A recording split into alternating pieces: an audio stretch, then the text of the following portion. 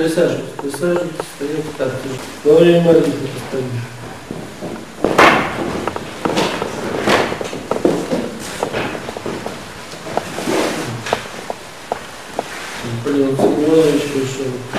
Во имя Отца и Сына и Святаго Духа.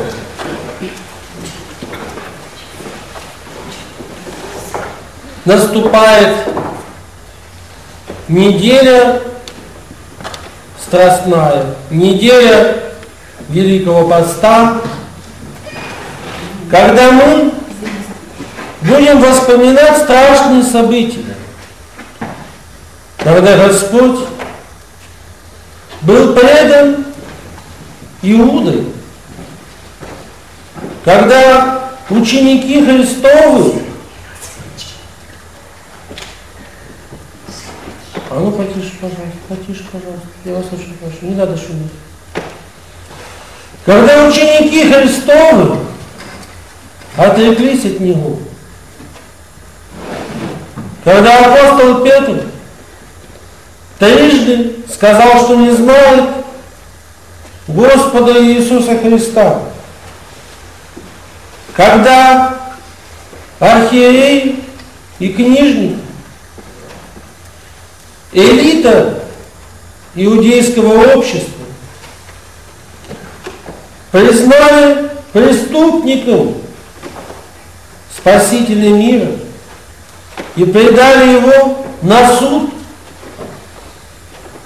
И суд этот приговорил Господа к распятию, когда Господь за грехи нас, людей, зашел на крест, когда страдания Господни видели ученики Христов и Матерь Господа Иисуса Христа, Пресвятая Богородица. Мы совсем недавно вспоминали, как ей было сказано пророчеством: оружие пройдет душу твою. И вот наступает время, когда мы будем вспоминать и это событие. И вот в сегодняшний день Господь взошел в Иерусалим. Как повествует нам Писание,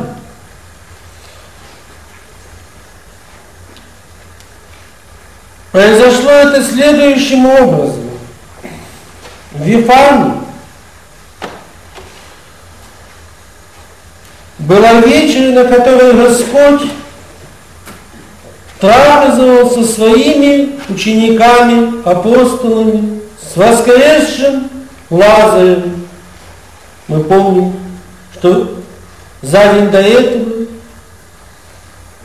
Господь воскресил одного из своих учеников, Лазаря. И это было событие, которое знали, конечно, большинство из жителей Иерусалима. И вот тут первое событие, которое получает нас, как нам надо жить, чтобы не стать предателями Господа. Повествует Евангелие, что Мария взяла драгоценный мир и возливала его на Господа. И вот ученики, и прежде всего Иуда Искариотский, были возмущены, что дорогое мира не было продано и не были эти деньги разданы нищим. Господь говорит: нищих вы всегда будете иметь с собой, меня же не всегда будете иметь. Господь, который всегда говорил о том, что все, что вы сделаете для ближнего, то для меня сделаете. Сейчас говорит совсем другие слова. Почему? Да потому, что всему есть свое время. Есть время, когда мы должны целиком, без остатка посвятить себя нуждающемуся. Но есть время, когда на первом плане должен стать Господь, должна быть молитва, должно быть служение истине. Не всегда мы должны заниматься делами любви к ближнему, чтобы не получилось так, чтобы не произошла подмена, чтобы не стала забыта иная заповедь, заповедь любви к Богу. Во всем должна быть мера, и всему должно быть свое время. Постом нужно поститься и молиться, и помогать ближнему. Однако же, когда наступает время особой молитвы, то в эти дни мы должны помнить, какую жертву Господь принес ради нас. И всецело посвятить эти дни именно этому. Но опять же, есть те нуждающиеся, которые и дня порой не могут прожить без нас. Как же так? Не бросать же их? Нет, бросать их не надо. Им нужно уделить то время, которое необходимо, чтобы не принести им боль, чтобы не принести, не оставить их без пропитания. Остальное же время мы должны посвятить особой молитве. И не только эти слова касаются нынешних дней Страстной Седмицы. Всегда может случиться так, что перед нами будет стоять выбор. Посвятить ли свою жизнь делам добродетели или пострадать за Господа, перенести лишение, а может даже и страдания, и смерть ради Христа. И вот этот выбор мы должны сделать правильно.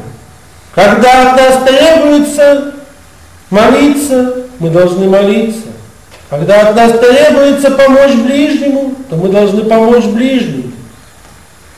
Когда от нас требуется исповедание веры, мы должны последовать за Христом и явить твердость в вере православной. И вот дальнейшие слова из Писания. «Совещаша же архиереи, да и Лазаря убьют». И вот почему иудеи, духовенство иудейское, желают убить Лазаря? Да потому, что народ, многие от иудеев, и пришли они посмотреть не только на Господа, но и на Лазаря, потому что воскрешение из мертвых – это то событие, которое свидетельствовало о несомненной истине, о том, что слова Христовы есть истина, и сам Господь Иисус Христос есть воплощенный Бог, есть Спаситель мира, долгожданный иудеями Мессия. Но не всем было приятно принимать Господа. Ведь жизнь иудейского народа могла измениться и должна была измениться. Господь говорит, не мир я принес, но меч. То есть разделение, потому как всегда, когда все тихо и мирно, то мы можем жить в мире и согласии. Но рано или поздно может наступить момент, и он наступает, когда человек должен сделать выбор, должен следовать вслед за тем, куда ведет его Господь. И вот Господь иудейский народ, а затем через апостолов и весь мир вел к себе. И это серьезные изменения от буквального исполнения ветхозаветных заповедей дана заповедь любви. Та заповедь, которая нарушала субботу ради пропитания, ради исцеления ближних. Та заповедь, которая изменила весь мир, сделала весь мир христианским. И вот это произошло, и не все могли это принять. И, видимо, народ иудейский, особенно книжники и духовенство, чувствовали, что произойдут эти изменения, и боялись их. Поэтому пожелали распять Господа. И этим распятием они лишь самим себе нанесли вред, ибо всему миру, всей вселенной теперь проповедано Евангелие. Весь мир знает, что воскрес из мертвых Христос. Воскрес и нас воскресит с Ним. И вот Господь идет на вольные страдания. Народ рад. Народ ждет своего Мессию. Народ устилает путь Господень ветвями и встречает его как царя. Тот народ, который меньше, чем через неделю скажет перед Пилатом: распни его. Посмотрим в свое сердце, в свою душу, не так ли мы поступаем, радуясь в храме о празднике Господнем. Не распинаем ли мы Господа прежде всего в сердце своем грехами, страстями, теми поступками, которые не могут быть достойны христианина? Не распинаем ли мы Господа в лице ближних своих, нанося им обиды и скорби, боль, которая может быть даже неисцельной, которая останется на всю жизнь в их сердцах?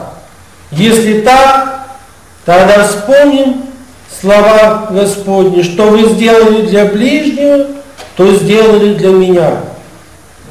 То есть мы оскорбили Господа, оскорбили и обидели настолько, что это можно приравнять следующему очередному его распятию. То есть мы умеем радоваться, мы умеем встречать Господа, и мы также умеем Его предавать. Почему? Да потому что, как и для иудеев и иерусалимлян, так и для нас часто Господь — это не любящий Отец, это не любимый Отец, это не Бог, который есть самая важная часть нашей жизни и объект любви которая должна быть превыше, чем любовь к ближнему, родному и даже самому себе. Господь чаще всего для нас это та сила, которая может нам помочь. И большая часть наших молитв – это просьбы о помощи. И меньше всего мы благодарим Господа. Меньше всего мы молимся благодаря Его за те добрые дела, которые совершает Господь для нас. А ведь если мы посмотрим на свою жизнь, поймем, что и дня без Божьей помощи мы не можем прожить.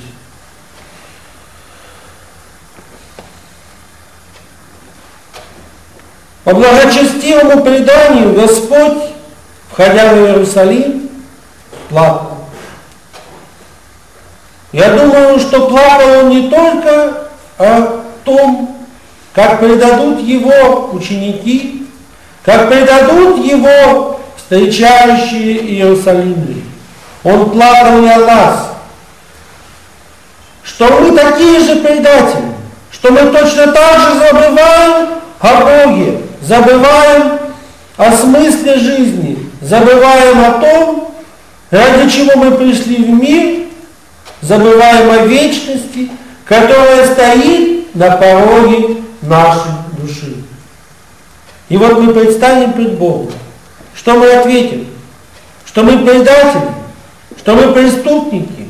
Ну дай Бог нам хотя бы в этом покаяться. Апостол Петр трижды предал Господа. Но покаялся в этом и получил прощение. Можем ли мы покаяться? Покаяться так, как Петр. Ведь Петр в своем покаянии прибыл до конца своих дней. И как повествует нам предание,